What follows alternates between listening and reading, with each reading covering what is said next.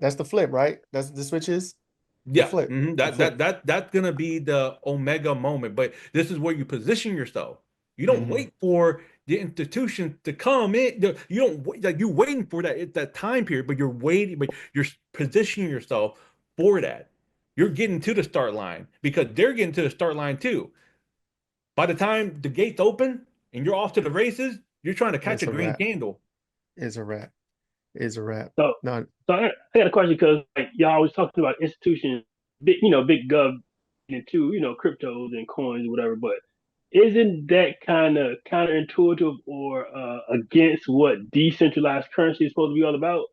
Right? It's supposed, if I'm wrong, right? Isn't it supposed to be just, away from Big Brother, protecting your assets and your transactions so, you don't have to deal with them. So once they get involved, isn't it just kind of the same old situation that we're in now? So are you talking about like when they come over to the crypto? Wait, Once they come over and get control or gain majority over these coins and stuff, isn't it going to be like they still have access to see within, the smart contracts and the ledger as well? No. well, I mean, it's open source, so anybody can see within the ledger, right? Right. So you can go on XRPL scans, right, and or XRP scans, and then you can put in a smart contract or a transaction address and or a hash, and then you can find out all you need to know, right?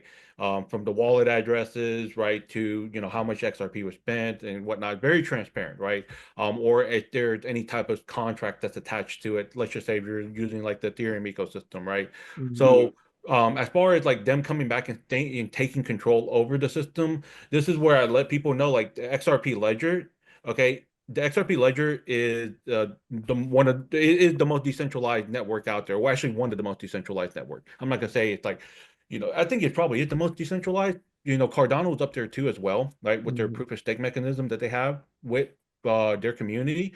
But I always like the XRP ledger because of how they have their nodes set up and the validators. Because like Bitcoin, you're incentivized to mine Bitcoin, which you're validating the hash and the transactions on the network. Solving these problems, right? Ethereum, you have to have proof of stake, right, in order to validate these nodes. XRP, the XRP ledger, there is no you're not incentivized to hold a copy of the ledger. Whoever is the validator, you, me, the person down the street, a big corporation, they're doing it because they want to hold the consensus mechanism on the network. They want to hold the structure of it, right? They want to hold the Mhm. integrity of it. So they're doing it at no, you're not being incentivized to do it. You're doing it because you want to do it, right? Mhm. The David Schwartz says the best incentive the best incentive is no incentive at all. Right. What about the banks? So you hear, they talk about when it comes to the banks want to hoard it, the banks want to gain control for Mm. themselves, right? And they want to push retail out. Is that true? Is that a myth, or is that just FUD that's put out there, for people to feel bad about XRP? Uh, so this is where I say, the documentary says it best as far as do they want retail out? Yes, I mean that you can the XRP documentary, right? Right from the start, definitely tells the story of the certain banks that are involved and that want to maintain control and keep the little man down, right? Facts. But no matter what, you can only suppress innovation for so long, and this is where you know now we're starting to reap the rewards of saying of like diamond handing and buying into this asset at 50 cents, 30 some cents, right? 20 some cents, 10 cents, whatever you bought it in at, right? You're starting to see people are starting to see the reaps of these rewards, right?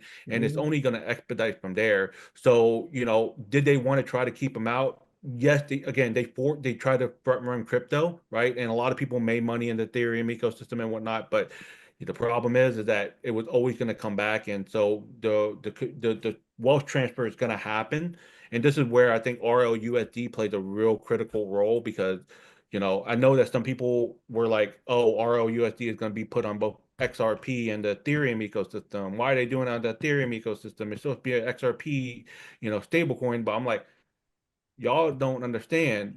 That's all that is a liquidity, right? You're Mhm. just plugging into their network. So as long as they have a stable coin into the network, okay, you imagine that $47 billion worth of locked liquidity they have in DeFi can flow into the XRP ledger just like that seamlessly through one coin. It's literally you're Let's go. just like you're connecting the hose together. Right. Exactly. Liquidity pulls right through.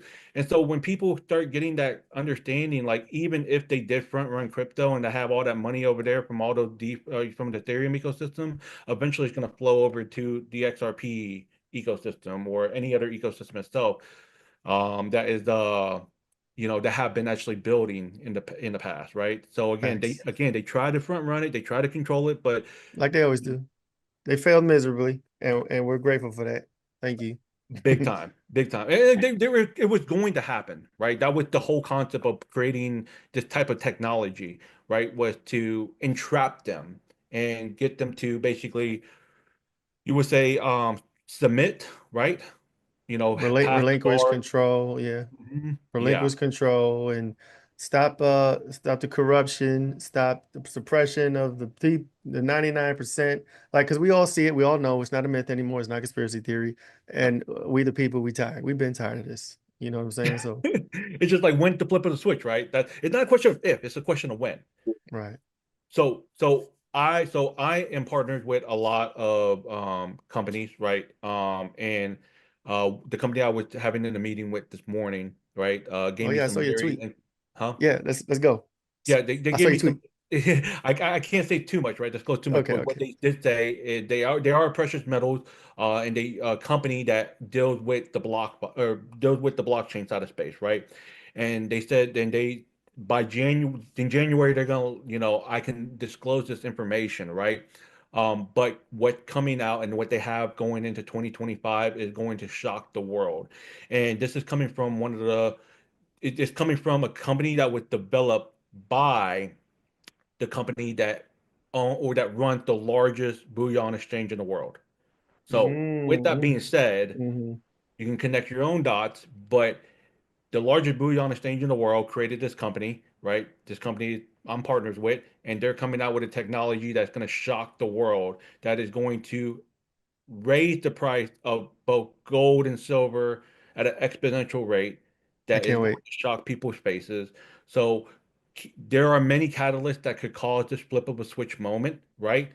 And whether it's XRP, ROUSD, whether it's this project, whether it's other projects, there's going to be many flip of the switch moments, and it's not going to be single-handedly one switch. But depending on where you're at or what you have your investment in and where you have your conviction at, that's when you're waiting on your flip of a switch moment, right? Right. XRP already had their flip of the switch moment. I called that out. I was like, look, man, the community already flipped the switch. Everybody, that's one of the main switches right there. Mm-hmm. Okay.